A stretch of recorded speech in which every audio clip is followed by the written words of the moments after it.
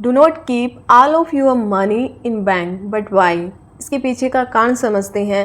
Rich dad poor dad book के author Robert Kiyosaki लिखते हैं कि मेरे दो डैड थे, एक rich dad and poor dad. जो मेरे पुअर डैड थे वो हमेशा ही सैलरी पर डिपेंड रहते थे। उनकी जो सैलरी आती उसमें से वो कुछ सेविंग करते एंड उस सेविंग को बैंक अकाउंट में जमा करवा देते। एंड यदि आप अपना सेविंग अकाउंट में पैसा जमा करवाते हो तो आपको इसके ऊपर 3 से 4% हार्डली रिटर्न मिलता है, जो कि न के बराबर है।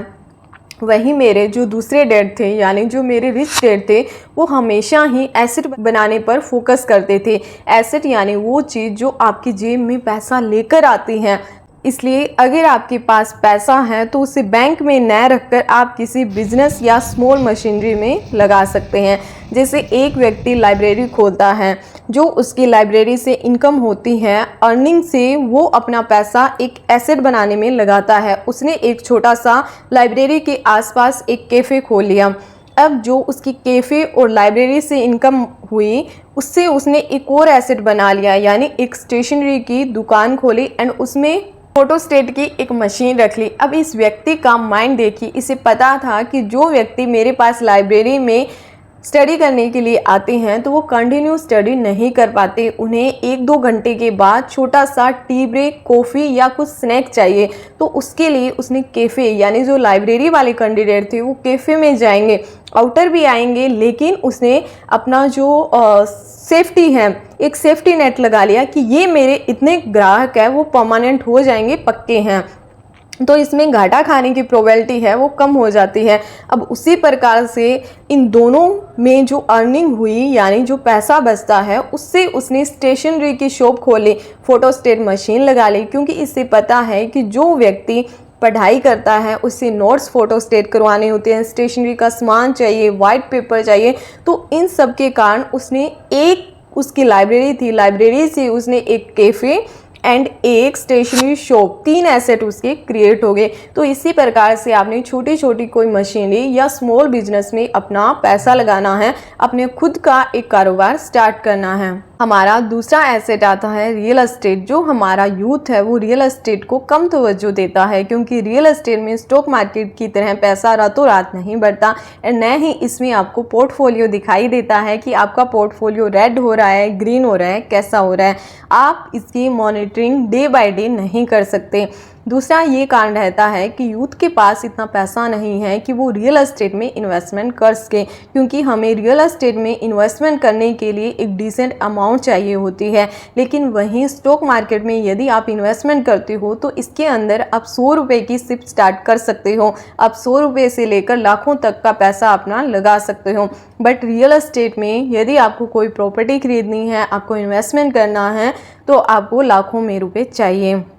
लेकिन जिन व्यक्तियों के पास पैसा है उनके लिए ये सबसे सेफ एसेट माना जाता है।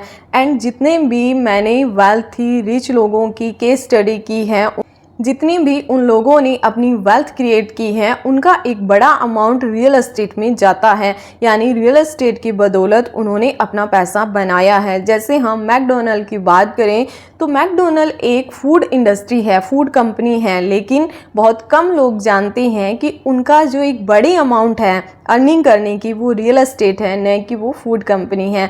तो उसी प्रकार से यदि आपके पास पैसा है तो आपके लिए रियल एस्टेट एक सेफ एसेट है। आप इसमें अपना पैसा जरूर निवेश करें एंड कोशिश करें कि सबसे पहले आपके पास आपकी आय के अनुसार एक बढ़िया सा घर होना चाहिए। अब हम बात करते हैं हमारे तीसरे एसेट के बारे में, कमोडिटी। अगर आप रियल एस्टेट से भी ज़्यादा सेफ एसेट चुनने की तलाश में हो तो वो है आपके लिए गोल्ड एंड सिल्वर। यदि हम पिछले साल का एनालिसिस करें तो सबसे ज़्यादा रिटर्न दिए थे सिल्वर ने, फिर गोल्ड ने, फिर दिए थे स्टॉक मार्केट ने। आपने देखा होगा जब स्टॉक मार्केट नीचे जाती है तो लोग अपना पैसा सोना या चांदी में निवेश करना पसंद करते हैं, क्योंकि सोना और चांदी सेफ एसेट है। पिछले यदि हम 30-40 सालों की हिस्ट्री चेक करें तो गोल्ड ने लॉन्ग टर्म में मोर देन 12% एनुअल का रिटर्न दिया है, जो कि आपकी महंगाई दर को मात दे देगा, क्योंकि महंगाई दर 7 से 8% बढ़ रही है, वहीं आपका पैसा मोर देन 12% ग्रो कर रहा है। तो आप 4-5% बेनिफिट में हो, तो आप बेफिक्र अपना पैसा गोल्ड में निवेश कर सकते हो। हमारा चौथा एसेट आता है इक्विपमेंट एंड एसेसरीज।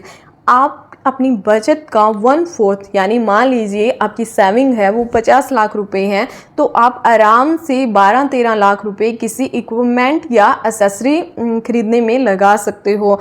एंड जो भी आप इक्विपमेंट या एसेसरी खरीदते हो वो किसी पॉपुलर बिजनेस से जुड़ी हुई होनी चाहिए, जैसे ऑटोमोबाइल एंड मैरिज दोनों बड़ी इंडस्ट्री हैं। तो अब आप कोई कार वॉशिंग की मशीन लगा सकते हो या व्हील बैलेंसिंग की मशीन लगा सकते हो, या यदि आप मैरिज इंडस्ट्री को टारगेट करते हो तो शादी में यूज़ होने वाली chairs, generator, tent decoration, lighting and जो भांति भांति प्रकार के स्टेज आते हैं, कोई ऊपर जाता है कोई घूमता है, तो वो सारे स्टेज आप लगा सकते हो यानी खरीद सकते हो एंड उन सारी चीज़ों को रेंट पर दे सकते हो। मतलब यहाँ क्या है कि आपने कोई ऐसा एसेट बनाना है जिसके माध्यम से आपको उसका रेंट आता रहे, या आप यदि कोई मशीनरी लगाते हो तो उससे आपकी कमाई स्टार्ट हो जाए। स्टॉक मार्केट में अगर आप 7-8 साल या इससे भी अधिक साल के लिए पैसा निवेश करते हो तो आप सही ट्रैक पर हो, यानी आप मोर देन 18% का एनुअल रिटर्न प्राप्त कर सकते हो। लेकिन यदि आप स्टॉक मार्केट में 1-2 साल के लिए अपना पैसा लगाने जा रहे हो तो आपने यहाँ वाइजली डिसीजन लेना है, बिकॉज स्टॉक मार्केट में कम समय के लिए जितने भी लोगों ने पैसा लगाया उन्होंने हमेशा घाटा ही खाया है। और ये मैं नहीं कह रही, ये एक कंपनी का एनालिसिस है, यानी जो डाटा निकल कर आता है उनका एनालिसिस है।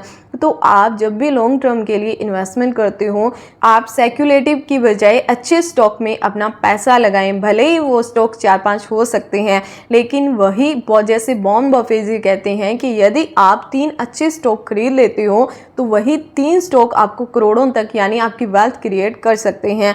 तो आपने कैलकुलेटेड रिस्क लेना है। यदि आप शॉर्ट टर्म के लिए अपना पैसा लगाने जा रहे हो तो आपने अपनी जो सेविंग है उसका सिर्फ 10 या 15% हिस्सा ही लगाना है। यदि आप लॉन्ग टर्म में अपना जो इन्वेस्टमेंट करने जा रहे हो तो आप अपना 1/4 हिस्सा स्टॉक मार्केट में लगा सकते हो। 6 ऐसे डाटा है ब्रांड। अगर आपके पास एक अच्छी मात्रा में पैसा है तो आप अपनी ब्रांड वैल्यू बनाने में वो पैसा इन्वेस्टमेंट कर सकते हो।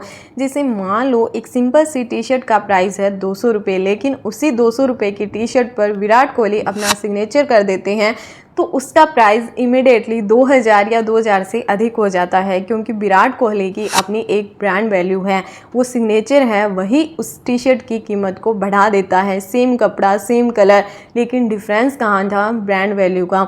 उसी प्रकार से आपने अपनी ब्रांड वैल्यू बनाने पर फोकस करना है। मैं संजय कथुरिया सर का एक डिस्कशन सुन रही थी, उसमें वो अपने किसी मित्र से पूछते हैं कि आपकी वॉच बहुत अच्छी है। उनके मित्र कहते हैं कि गैस इसका प्राइस क्या हो सकता है। तो संजय जी कहते हैं कि बड़ा आदमी है तो 6-7 लाख रुपए की वॉच होगी। तो वहीं पर उनका फ्रेंड हंसते हुए बोलते हैं कि तुमने इस वॉच की कीमत नहीं लगाई है, आपने मेरे हाथ की कीमत लगाई है। तो वहीं पर दोनों हंस पड़ते हैं। तो यहाँ पर मतलब क्या है कि वो हाथ है वो 6-7 लाख रुपए क्या है, लेकिन असल में उसकी जो वॉच थी, जो संजय सर के फ्रेंड की वॉच थी, वो कुछ 1000 रुपीज़ की थी। तो यदि आपने देखा होगा कि वो व्यक्ति जिसकी अपनी ब्रांड वैल्यू है वो कोई सिंपल सी चीज़, लोकल सी चीज़ पहन लेता है तो हमें लगता है कि ये तो ब्रांडेड होगी, लग्जरी होगी, काफ़ी लाखों की हो सकती हैं। लेकिन वहीं एक सिंपल साधारण व्यक्ति यदि रियल ब्रांडेड चीज़ें पहन लेता है तो हमें लगता है कि ये तो कॉपी होगी, भला ये व्यक्ति कैसे खरीद सकता है। तो इसीलिए जो ब्रांड वैल्यू होती है वो बहुत इंपॉर्टेंट रोल प्ले करती हैं।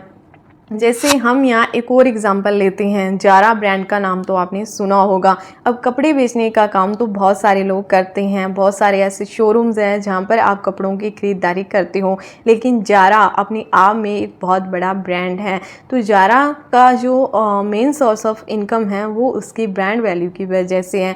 तो आप फोकस करें खुद की ब्रांड वैल्यू बनाने के ऊपर। लेकिन यदि आपको ब्रांड वैल्यू बनानी है तो आपके पास पैसा होना चाहिए, आपका ऐसा एक इंफ्रास्ट्रक्चर होना चाहिए, आपके पास स्किल होनी चाहिए, नॉलेज होनी चाहिए, तभी आपकी ब्रांड वैल्यू बन पाएगी।